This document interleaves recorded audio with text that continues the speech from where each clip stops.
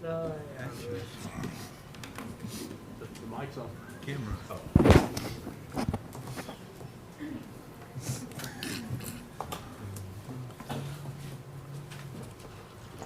You know, it's funny, we don't see each other for a while. I'm kind of happy to see y'all, but then that just All right. goes away real quick. I'm going to call to order the Monday, October 7th, 2019 meeting of the Cumberland County Board of Commissioners, and welcome everyone to the meeting. Commissioner Glenn Adams I'm going to do the invocation. has the invocation this morning and the pledge. Thank you, Madam Chair. If we could all bow our heads for a moment. Dear Lord, we come today as humble as we know how. Father, we come as your servants looking to do your work. Father, we'd ask you to bless this meeting, bless everyone that's in this meeting. Make sure it is done decent and in order. Father, we'd ask that as we go through this week, that you encamp your angels around us so that we all have your protection. Father, touch our hearts that we know that we do the work for your people. In Jesus' name we pray. Amen. Amen.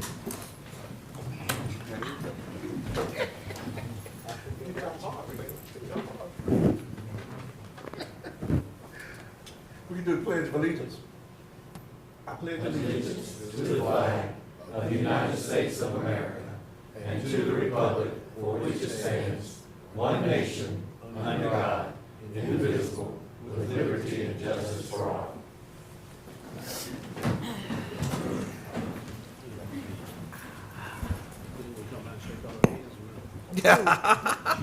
I heard him down there. Don't even pay attention to the vice chairman. No, I'm not. Y'all don't want a picture. Beautiful picture. You gotta take a picture I'm with sorry. But pictures of babies always get me. I'm sorry. I apologize. This is my oldest grandson. pictures and babies. Ms. Cannon? Look at here. Who baby? I think first I need to recognize representatives of the county's appointed boards. Are there any here? I know Jody is here. We're going to hear from her later. From the library board. All right. Madam Manager? Good morning, Madam Chair and Commissioners. There are no recommended changes this morning. Move to approve the agenda. All in favor? Those in favor? Unanimous. Thank you.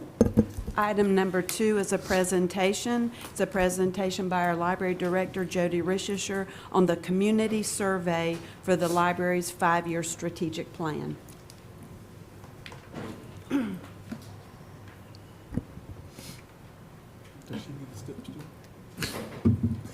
Good morning, Chair, morning. Council, and County Commissioners, and everyone and all. I have a brief report. Closer? How's that? Okay, thank you. I'm going to talk to you about the library's strategic planning process. A little background, the library received a grant, federal funds, through the state library. And with those funds, we hired a consultant to lead us through a strategic planning process. Now, as you know, a 5-year plan will help the library focus its resources with efficiency, and the programs and services that we offer to the community will be effective in serving that community. So these smiling people are key stakeholders and representatives of the community. We had a kickoff meeting in late August to discuss community needs and how the library might address them. There's quite a bit ahead, excuse me, but this month we're focusing on surveys, community surveys. We have hard copies in the libraries and mailed 1,000 randomly to citizens, already received several dozen of those back. And of course, there's also an online survey as well. There's quite a bit of promotion thanks to our PIO and print shop. And then after that, all the surveys are in and everything's compiled, our consultant will analyze the data and bring information back to us. There are more meetings ahead after the first of the year. The steering committee will get back together. And by the end of this fiscal year, we'll have a plan, by golly. And it'll probably be in a digital format available to our citizens, of course. That's it, and truly in a nutshell. What questions do you have for me? If none, then I thank you again for your time.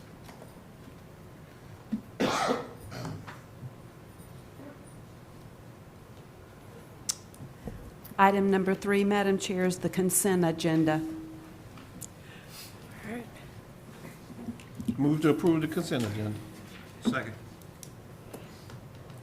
It's been moved and seconded that this item be approved. Those in favor? Unanimous.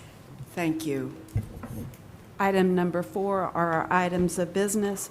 Madam Chair, we'll begin with consideration of Hurricane Florence Hazard Mitigation Grant Award from the North Carolina Department of Public Safety. There's also an associated budget ordinance amendment, number 200-736. Our Assistant Manager, Tracy Jackson, will present this item.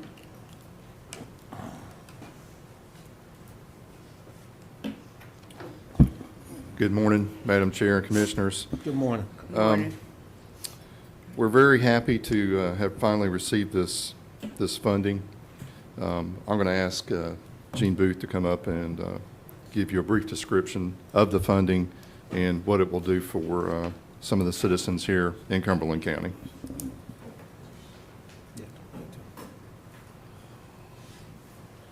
Good morning, Madam Chair, Commissioners. Good morning. Cumberland County received notification from the North Carolina Department of Public Safety that 2 properties have been selected for buyout through the Hazard Mitigation Program Expedited Acquisition Projects, a mouthful.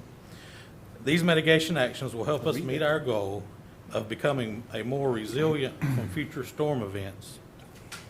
The goal of the Expedited Acquisition Project is to remove vulnerable properties from the special flood hazard area as quickly as possible. Each of these selected properties was severely impacted by Hurricane Florence, and upon completion of the buyout process, the deed for each of these properties will be signed over to Cumberland County, and land use will be restricted to the conservation of natural floodplain functions.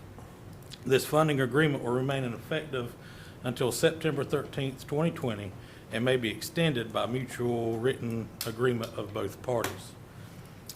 Staff recommends approval of the budget ordinance amendment B 200-736 to recognize grant funds in the amount of $177,182 and acceptance of the grant award. Now, have any questions, I'm here to answer. All right, if there are questions, I see Adams. I think Mr. and Keefe was first. Thank you, Jane. I don't know if this is for Tracy or you, but this was for 2 properties, correct? How many properties does that make total that have been mitigated since Hurricane Florence? This will bring us up to about 12 that we're in the process of either acquiring or have already acquired. Okay, and how many is on the docket? How many are we being considered? And we have about 10 more under the hazard mitigation that didn't necessarily qualify for the expedited program. However, we have notification, or we've had communication with those property owners if other programs become available, that we can act on those. I just think it's a little funny you called it expedited. I mean, we're 2 years in, but I understand the difficulties in getting this. Madam Chair, if I could I ask Assistant Manager Jackson, I have another question on the mitigation. What sort of pool do we have left, financial pool do we have left from the state to be able to mitigate some of these properties? Well, we're just entering into the Hurricane Florence relief aid package. So it really depends on what you're talking about. And there are some questions about whether we'll be able to kind of merge the Hurricane Matthew funding with Hurricane Florence. So we're still waiting to see where the state goes with that. So there are potential funds out there. For us, we're at the point with the CDBG-DR program, that now the state has opened up and more interested in infrastructure compared to affordable housing. That's kind of really where they started with the program. So now there are some potential opportunities, not just for addressing housing needs, but also looking at different types of infrastructure needs. Of course, this has been a very long and arduous process, and we're really at the mercy of the state when it comes to these programs. Yeah. So I wish I had a firm answer for you, but I really don't right now. Well, you've given me a little bit of information that I personally find exciting. But with Hurricane Matthew, I think we're on 4 years right now this month as we're going through. But I do appreciate the wisdom, I hope, of the state being able to use some of these funds for mitigating infrastructure. And has that been officially brought down to us yet, or is that still talking in the back rooms type of program? It's unofficial at this point. We've had some meetings with representatives from the North Carolina Office of Resiliency and Recovery. So it's early in those discussions. We've reached out to PwC and some other organizations that are very interested in infrastructure projects. So, you know, for us, we have a plan. It goes back to right after Hurricane Matthew. In terms of the infrastructure needs, and a lot of those are unmet needs and still unmet needs today. So we're ready to go. We just need the funding. So to clarify, we do have projects identified for hazard or disaster mitigation that we can submit to the state as soon as this becomes official. We do, and other organizations do too. We really are just waiting for the funding and the programs to be rolled out. And do all of these initiatives have a financial number with them? Is there been an actuary to these? There were early estimates, you know, because they're a couple of years old, they're going to have to be updated. And there's also, you know, a very stringent review process that'll be put in place. Yeah. So everything will be updated as we go through and the projects are looked at and scrutinized. I don't want to put you on the spot here, but what sort of dollar amount collectively? Right. I have no, in terms of the needs or in terms of the potential funding? Well, it's a good question. Right. And the answer might be both. Yes, I'm just telling you, wrap it up. Madam Chair, this is pretty important. This is I know it is. Everything is important, but you've had about 6 questions now. So, Oh, I'm sorry, Madam Chair. I didn't know I was on quota. All right, Yeah. thank you. Yeah. Thank you, Mr. Jackson. thank you. Yes, thank you. Thank you, Mr. Keefe. I'm very sorry, Mr. Keefe, but we had somebody else waiting with a question, too. Okay, Madam Chair. I know I'll get grilled for that, but I'm sorry. I only have one question, and mine may go to the manager or to, I don't know exactly which one. So it's great that we're doing this hazard mitigation. How is it going forward in terms of us being able to maintain these properties because they become our properties? Does it come, are we going to have a budget item, line item for that? Because the worst thing that I would have is for these neighborhoods to have overgrown, so we're going to have to constantly go out and maintain this. I don't know if there's any money for that or whether it, from henceforth, we've got a budget for all of these properties that we're going to end up having it. So- Commissioner Adams, our goal would be to do this internally, and we have an excellent landscaping division, and we believe that the landscaping division can add this to the list that they're already doing, so we would do this internally. Okay, thank you. All right, seeing no other lights. Motion to approve. Second. We have a motion. Those in favor? That is unanimous. Thank you. Okay, thank you. The next item is item 4B, and I will ask Elaine Smith, our Animal Control Director, to present this item. It's actually consideration of an animal control grant, a formal bid award for the purchase of a mobile pet adoption van, and we also have Also, a request to approve budget ordinance amendment number 200-398. Good morning, Madam Chair, Commissioners. Good morning, and you are not brand new, but I failed to recognize you. That's when I okay. called Sometimes on it's better to Jody. be anonymous, but I kept looking and looking. who's that? Well, here I am, and I'm, thank you very much for the time. I'll make this very brief. I have all of 5 slides, so this will take no time at all. But as you know, animal control is constantly out. Okay, what am I doing wrong here? Oh, sorry. So animal control is looking for additional funding for some of our extra projects that are above and beyond our normal funding that we need to provide care for the animals. And I became aware of a foundation called the Stanton Foundation. It was created by Dr. Frank Stanton, who was president of CBS for a long time. And one area of focus that they have for this foundation is canine welfare. And they do mobile adoption van grants to increase the ability of an open admission shelter to adopt out dogs. That fits our outline very well. They provide grants to cover the cost of the van, and this is to help us do more off-site adoption events, provide a nice presence in the community, and preference is given to municipal shelters for these grants, and these are some of the other municipalities that have received these grants.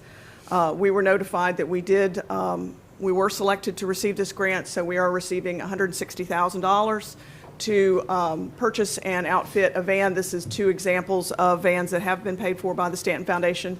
So these are very nice for the community, for the department. It's a good public image. It's also just a safety issue and all that, because right now we have basically wire crates in a van that we just strap down and drive to these events. So this makes it nice because these are cages that are built in. It's air conditioned. It's just a nice setup for everyone. So that's just an example of what the interior of one of these things looks like. So that is my presentation, other than to answer any questions you might have. That is a nice van.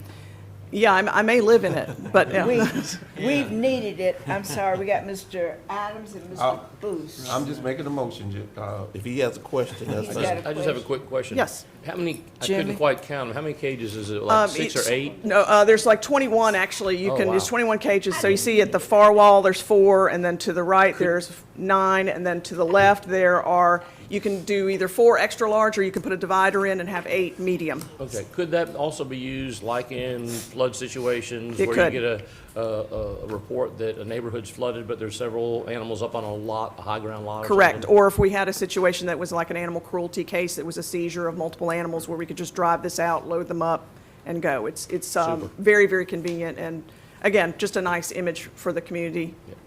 Thank you. Thank you. Any further questions? I like that. And kudos to you for finding that money. Mr. Adams? Well, now my computer's gonna lock up. Just that quick. What'd you say? Oh, here it is. We just, well, it had a whole lot to it in terms of the budget ordinance, but I would have, to approve the awarding of the grant and the associated budget ordinance amendment number 200398. Second. Okay. Those in favor? Unanimous. Thank you. Item 4C is consideration of a comprehensive opioid abuse site-based program grant from the U.S. Department of Justice. There's also a budget ordinance amendment associated with this, and I'll ask our Assistant Manager, Dwayne Holder, to present this item. Good morning, Madam Chair, and to the full board. As you know, Cumberland County has been involved in the fight against opioid addiction and overdoses with the formation of the Cumberland-Fayetteville Opioid Response Team, or CFORT. And one of the objectives of CFORT, obviously, was to facilitate a process through the UNC School of Government, a collective impact model to help fight this crisis within the community. Another one of the objectives of CFORT was to search for and to acquire resources for our community to help make sure that our effort was sustainable. I am happy to report to you this morning that one such effort has borne fruit, and you will see that we have been approved for a federal grant in the amount of $899,000 for our fight against opioids. There are several, this is a 3-year grant, and there are several initiatives that will be included in this 3-year effort. The first of which being to hire a full-time coordinator that will lead our efforts beyond the grant period with the UNC School of Government. If you'll recall, the 2-year grant that we received through Blue Cross Blue Shield allowed us to hire a part-time consultant. So we've been under contract with Ms. Melissa Larson from the North Carolina Harm Reduction Coalition. She came and presented to you on CFORT's efforts. This full-time position will continue those efforts and will coordinate all of the activities of the task force over that 3-year period. There will also be an element in the grant of the implementation of what are known as post-overdose recovery teams. Currently in Cumberland County, when someone has an overdose, there is no structured approach to follow up with that individual and or their family. And so we're really excited that we're going to be able to bring on some outreach specialists and a linkage to care specialists to follow up in those cases of overdose, whether they occur at the home or at the hospital. The next element is a comprehensive marketing and education and prevention campaign where we will be targeting the school system, we will be targeting the greater community on the dangers of overdose. And one of the things I want to emphasize as well is that even though this has a focus of opioids, addiction overall will be addressed. So it's not just opioids, but that will be the focus, but the strategies that will be employed will be able to be applied to other substances as well, and the dangers associated with those substances. And then finally, the last element of the grant is the implementation of a fatality review team. If you're aware with the child fatality team that we have here in Cumberland County, that unfortunately far too often has to respond to child fatalities. We are interested in implementing such a model for overdose fatalities because there's a lot that can be learned from these overdoses, and unfortunately when one occurs, that's the best time that you can find out how we could have prevented it from the beginning. There's a model in Maryland for such a team, and we plan to mirror that model here in Cumberland County. So we come before you today. This grant will, from a fiscal standpoint, will go through the Public Health Department. So it will be part of county government, the funding. And with that, I would entertain any questions. Okay. Mr. Keefe, well, I can't see who buzzed in first. Go ahead, Jimmy. Mr. Keefe. Thank you, ma'am. Can I get a 3-minute timer? You got time him. I'm sorry. I got two things. I got 3 things. Go ahead. Mr. Holder, the grant amount is for $899,000, and it is in 3 years of $289. The numbers don't add up quite right. Is there a local match of the additional 30 or 40? Where's the other money coming from? Over 3 years? Well, it's $899, $614 over 3 years, and it's only $289 per year. The numbers, they're off about $30,000 or $40,000. I'm not sure where you're referring to the yearly numbers. It's in the documentation. Regardless, just curious where that comes from. I'm not sure if what you have, does it include the indirect costs associated? The documentation we have says it's $899,614 grant for funding over 3 years, but then it says recommend approval, grant funds in the amount of 200. That, for this year, it's prorated based on the fiscal year, I'm sorry. Okay. It would be prorated based on the, I'm sorry, I wasn't. Do you happen to have the numbers for 2018 on the number of opioid deaths in Cumberland County? Those numbers will not come out until about December, but I do have 2017's numbers. Because of medical examiner numbers and state numbers, they are always delayed. But for 2017, we had 82 opioid-related deaths. Okay. Do we have any idea if that number is going up or down? I believe for 2018, those numbers will go up. However, we have started to see a decline in the number of opioid overdose visits to the emergency department. I'm not sure where the correlation is on that. Well, often deaths can occur at the emergency department. They can also occur within the community. Okay. And so I think 2018, again, was really before a lot of the efforts that the task force has implemented to this point have really taken hold, so to speak. And so I think the latest, again, this is just within the last 7 months or so, we've started to see a decrease in year-to-date numbers year over year from 2019 to 2018. But I think from 2017 to 2018, you continued to see that upward increase. Yeah, and my last question is, a number of our first responders still don't have access to the drug that eradicates, that could possibly save Naloxone, yes, sir. Yes. Does any of this grant funding allow for additional? I am pleased to announce that, yes, it does. Okay. We have been working, I've already notified our consultant that we were working with, who works with the North Carolina Harm Reduction Coalition.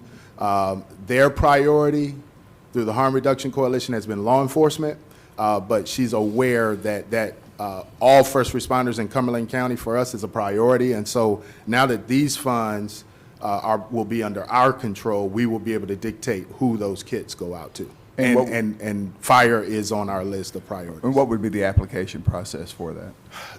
That has not been worked out yet, but as soon as we know, we'll definitely let the Fire Association know. Thank you. How they can access. Thank you, Yes, sir. Mr. Holder. Yes, sir.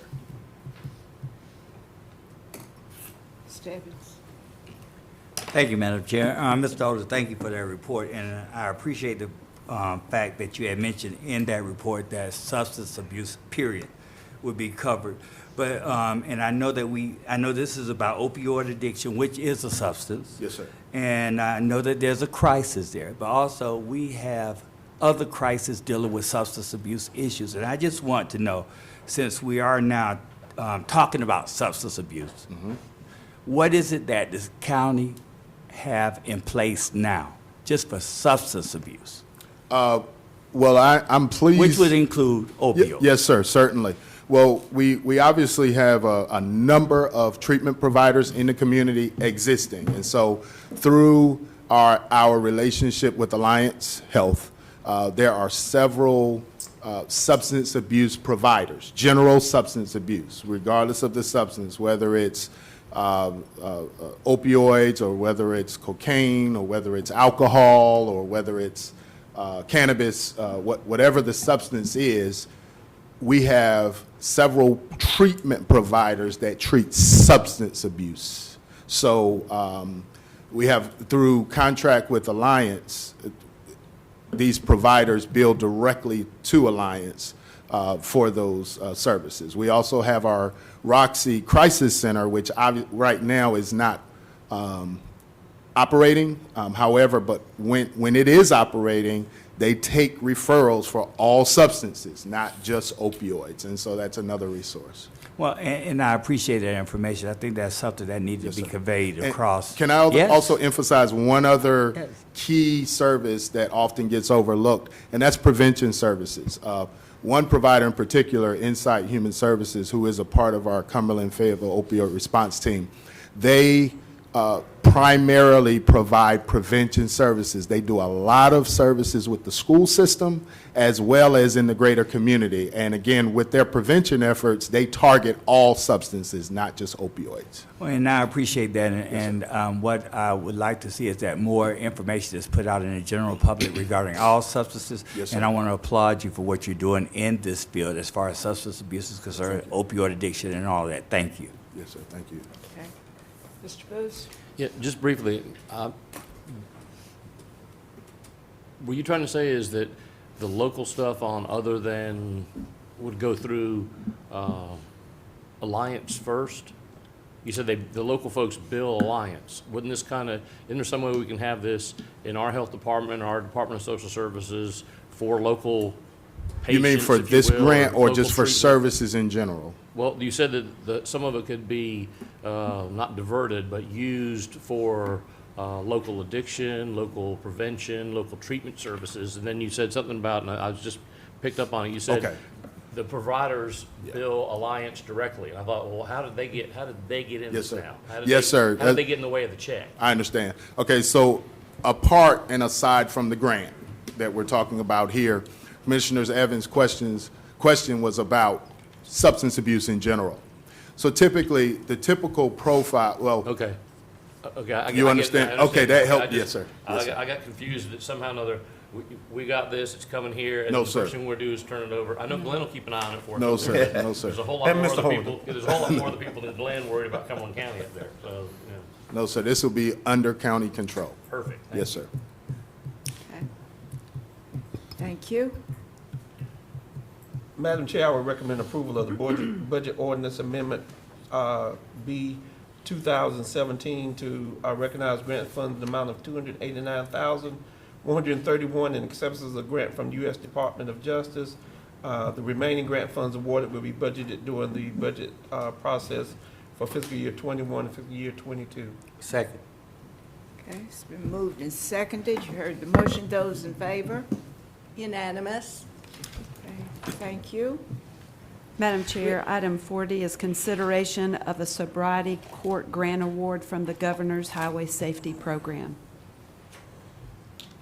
And we also have Judge Hasty here, who works with, The apple's not under sobriety. Well, Mr. Chestnut, who's our director, is also here. He said that. okay. And the coordinator, Mr. Chestnut. He took a call outside. Oh, okay. I was looking for Alvin. I said, I thought I saw him, but I didn't. He's here. There he Here is. he is, right there. All right. Yes. And there's Mr. Everyone's looking at him Chestnut. as he walks in. Hey, Yeah, we're talking about you. So I am pleased to again present to you the successful efforts of grant application to sustain much-needed services in our community. The North Carolina Injury and Prevention Branch of the Health and Human Services at the state, The film. the Governor's Highway Safety Program. I'm sorry, my computer.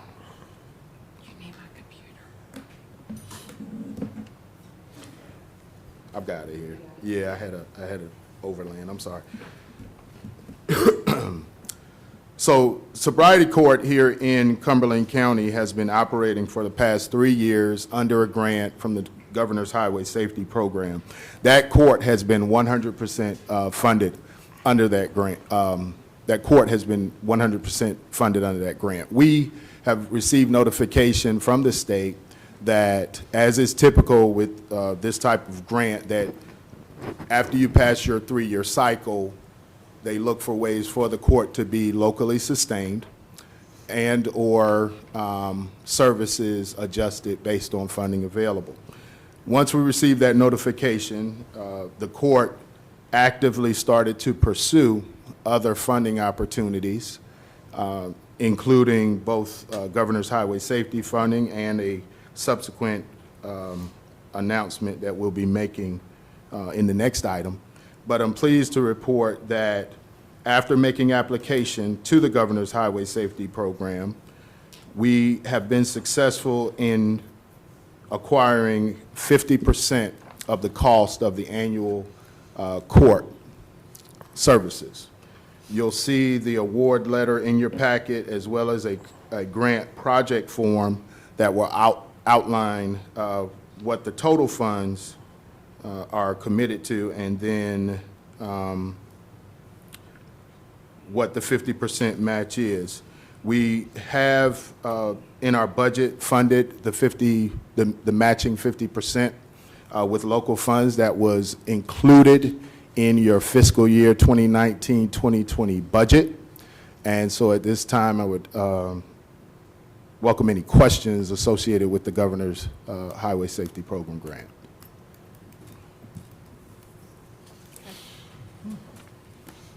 Mr. Adams. Madam Chair, I just want to say that I've attended a couple of the sessions for sobriety court, but what impressed me was the gentleman that came down from the state, and I think he was with the governors or with the grant, and talked about how well-run this program was, and it was a model for the state. So I just want to say congratulations to the county manager, Mr. Holder, and to Judge Hasty and the coordinator, Alvin Chestnut, because I think that as we move around the state and go to these conferences, that we are the leader among the state, among a number of these projects that originate here. We've got this, we've got human trafficking court, we've got a number of things. So I just want to say hats off to the staff who sees these programs and understands what it means for our community. So thank you all so much for what you do. Commissioner Booth?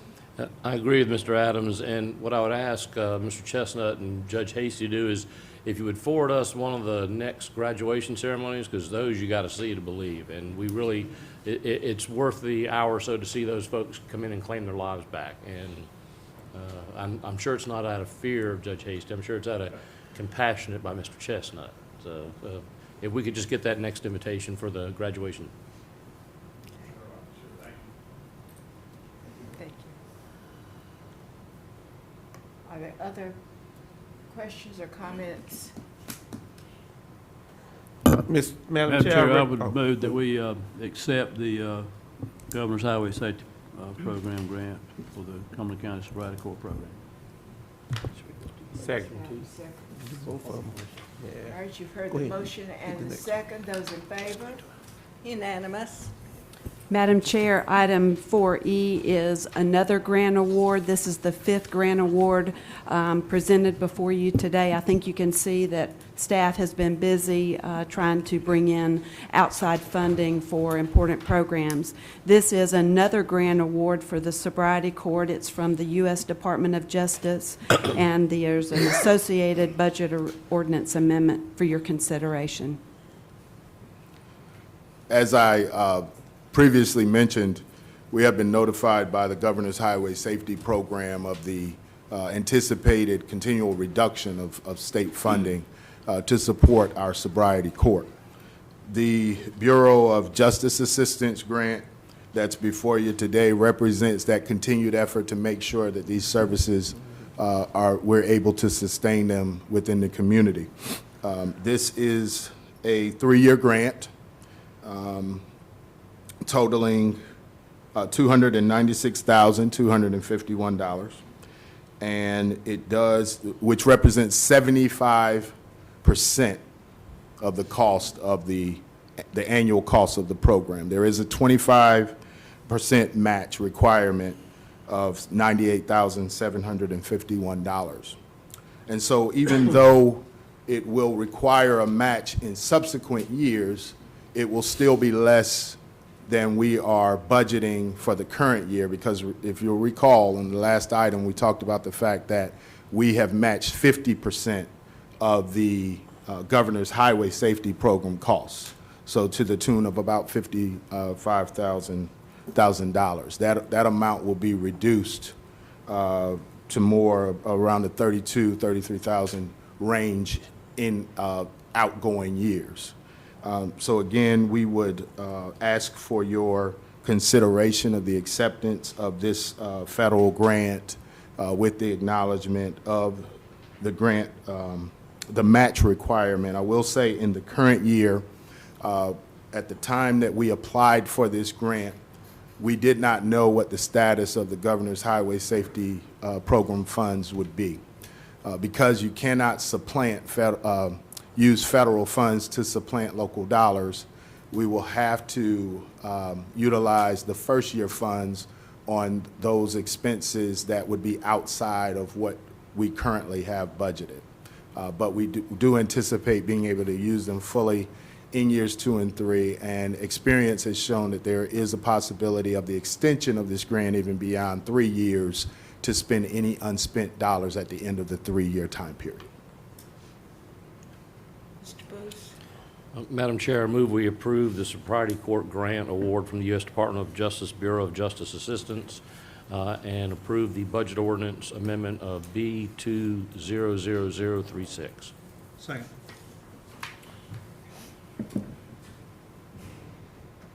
There are no questions? Those in favor? Unanimous? Our final item of business is consideration of the Cumberland County Plan for Involuntary Commitment Transportation for custody and transportation of respondents in involuntary proceedings. Mr. Holder. And I promise this is my last item. Unfortunately, this is not another grant announcement, but what it is an effort to make sure that we come into compliance with new legislation.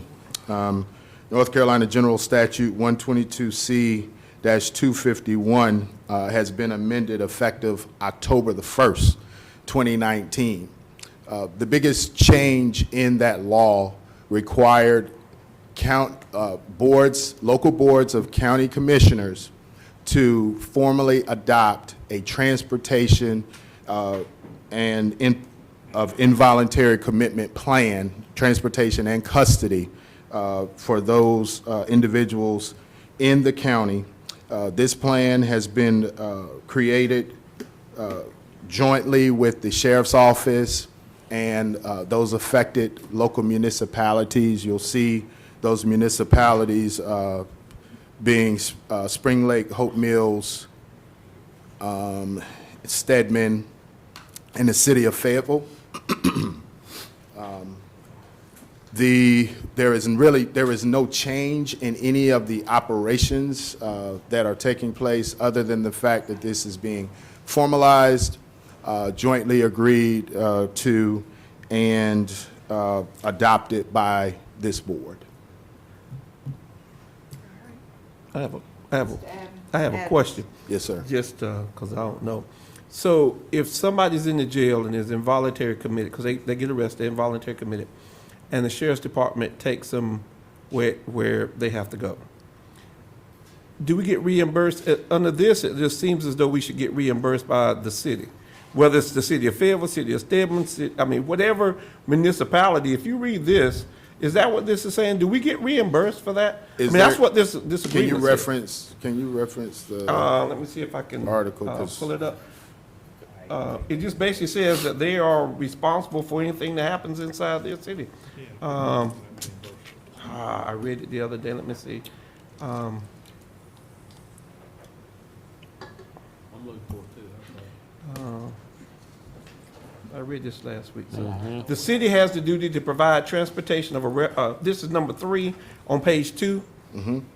The city, and I guess it's any city, not just necessarily the city of Fayetteville. Right, it would be The those city four. has the duty to provide transportation of a respondent who is a resident of the city who is taken into custody in the city limits. So that if you arrest somebody, if somebody gets arrested in the city of Fayetteville and then they're taken to the Cumberland County Jail and then the judge decides to do an involuntary commitment and the sheriff takes them because they're in the jail at that point, do we get reimbursed by the city? So because number 3 seems to say that we should get reimbursement.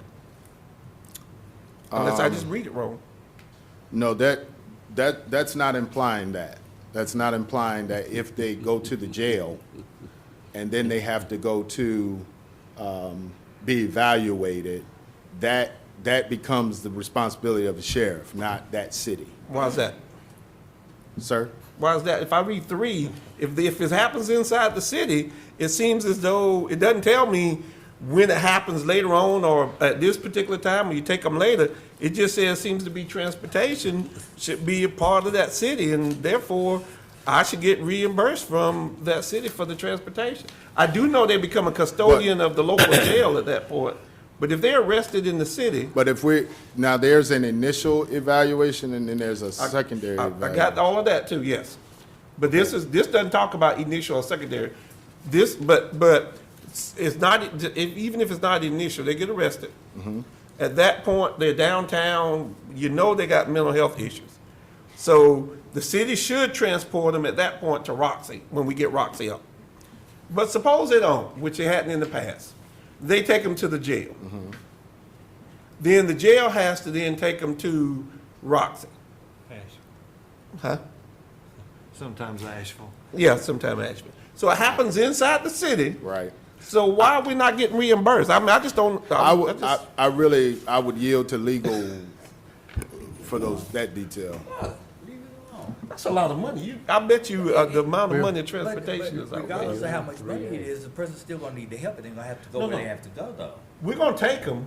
That's clear that we're gonna take them if it happens in the jail or wherever. But then the question becomes, do you get some reimbursement for that? And I don't know. And I'm not gonna put you on the spot today. You can look at it and come back and tell me at a later date.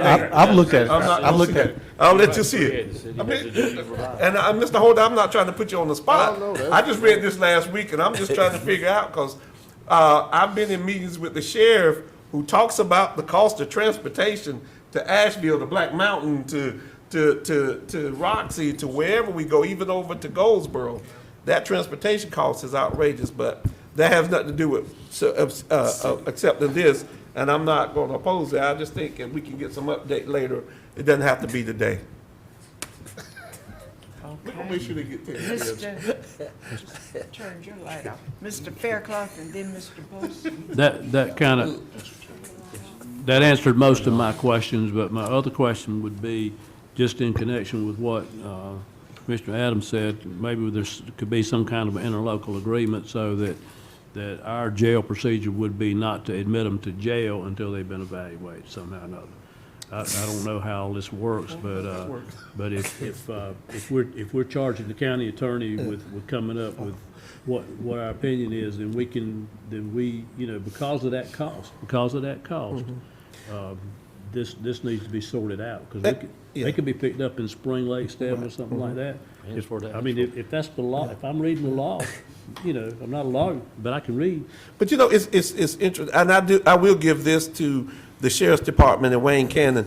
The CIT training that has taken place in Cumberland County is outstanding. I think we lead that. Mr. Holder would tell us we lead that. Definitely. At one of the conferences, Mr. Fairclough, it was kind of interesting that they paint a bright line just before you get into the jail. That's the last time the police officer can say, okay, maybe I need to take them to a mental health facility, as opposed to crossing this threshold and take them into the jail. And so some of those things, I think, you're exactly right. We can discuss and have some idea. Yeah, you just said it. How long has this been going on? The transportation issue. I'm sorry. Mr. Bush. Yeah, just also another thing, to let you know that there's gonna be some money here and costs involved, is if you look on page 6, FIII, the phrase contract transportation providers. That doesn't sound like somebody that's a volunteer, like, someone's getting in their car and coming down to meet the sheriff at the corner and say, I'll get them from here to Asheville. So it looks like we designate, they have to carry insurance, they're not gonna do that for free. So they're gonna have the cost of insurance, the cost of their vehicle, the cost of their drivers, all that stuff. And then when they get back from Asheville, they wanna send that to somebody. And I agree with Glenn right now.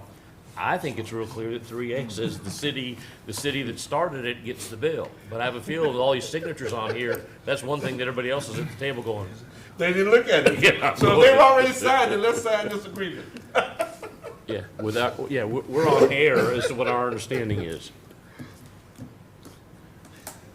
I would I move to approve the Cumberland County plan for, involuntary commitment transportation agreement for the custody and transportation of respondents. All of that, we still All right, we have a motion and a second.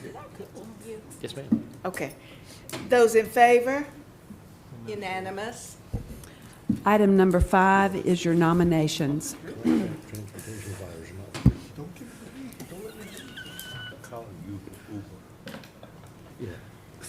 Item 5A is Library Board of Trustees. We have 3 vacancies. Madam Chair, I would nominate for Paige Ross, she's resigning December 31st.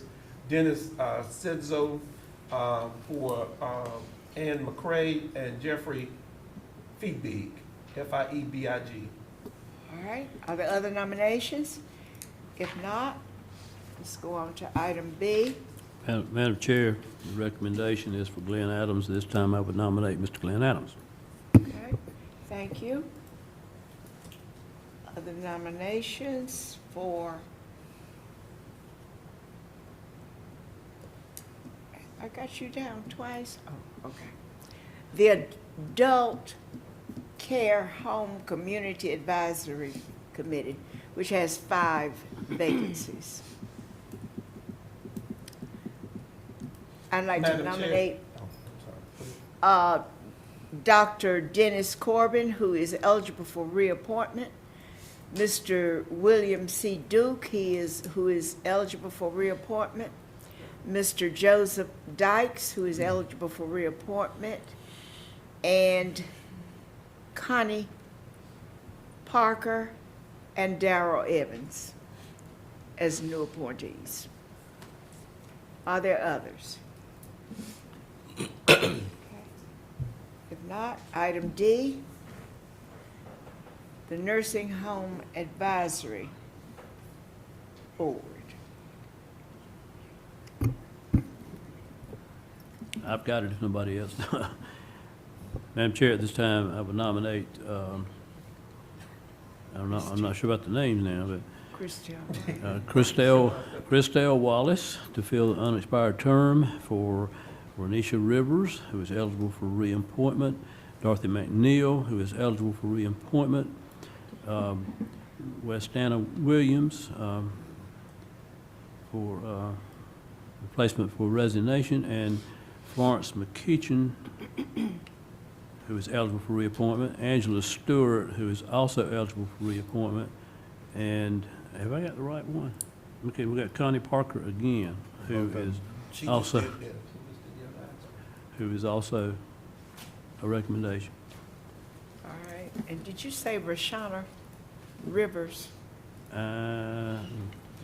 Yeah, second one after All right. I don't know if I pronounced it right, but I said something Okay, similar to all that. right. Thank you.